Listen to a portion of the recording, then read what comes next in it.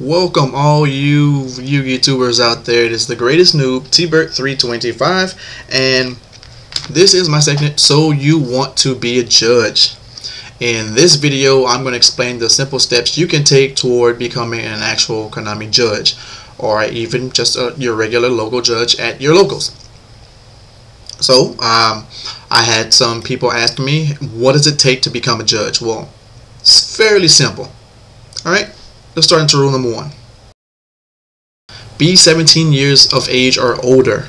Because some of these tournaments run a little bit long, you actually have to be able to withstand those. Not to mention child labor laws are pretty strict. Rule number 2. Find yourself a judge to learn under.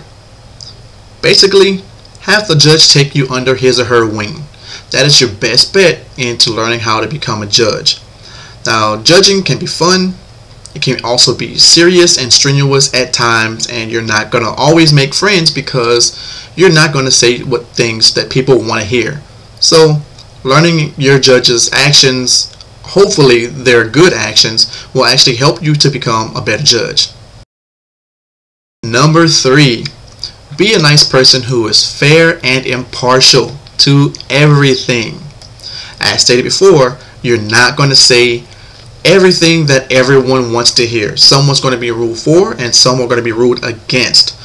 Whether or not it is your teammate or not, you really kind of want to avoid those things. But if you cannot avoid those things, you have to be fair and impartial. Otherwise, you can be seen as a biased judge, and the tournament organizer may not want to pick you on their judge staff for the next time because of your proven track record.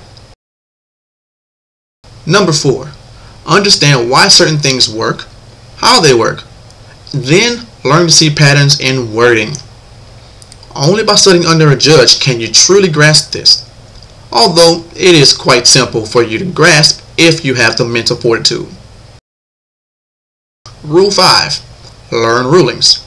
Now, as a judge, you're expected to know a multitude of rulings. Whether or not you come to them like this or will determine whether or not the players believe you and or want to call you again for another ruling.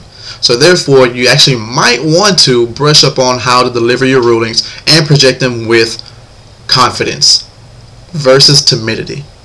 Well, I think it does this, but I'm not sure. No, it does this, and this is the reason why it does that. Rule 6. Learn tournament procedures and make cheat sheets if necessary. If you don't have all the tournament procedures down, it is quite okay to write them down on a blank piece of paper. Keep it around your neck. No one's going to ream you on it because, let's face it, even veteran judges forget sometimes. Rule number 7. Talk to your head judge or the shop owner or manager and ask about your shot at judging.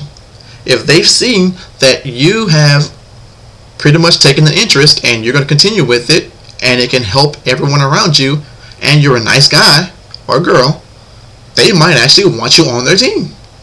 Simple as that. Rule number 8. Befriend a higher ranked judge. Get phone numbers of your favorite higher ranked judges and keep them on speed dial. Let's face it, you're not going to know all the rulings, especially off the bat.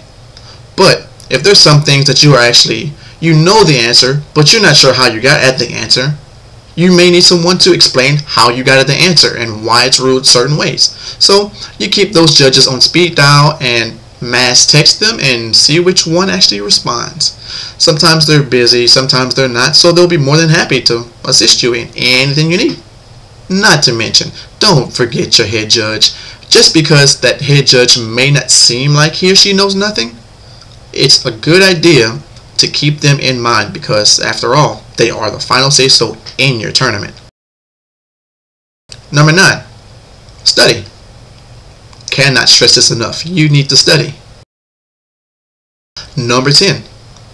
Have fun. Having fun is the difference between being a Mr. Crab or being a SpongeBob of the game. You're not doing anyone any justice, especially the players, the card shop owner, or even yourself if you're Mr. Krabs in the game and no one wants to go to you because you're so crabby. Now, however, you don't want to be exactly a SpongeBob, But you get the idea as far as the analogy goes. You want to be that person that people can't wait to raise their hand and scream judge because they know you're such a wonderful person. This has actually happened before. I've actually had people raise their hand, scream judge, needed nothing, just wanted me to go over there and say hi to me. It'll work. You may be one of these people. So keep these 10 steps in mind as far as trying to get yourself into the judge program, because let's just face it, it can be a rewarding experience for you.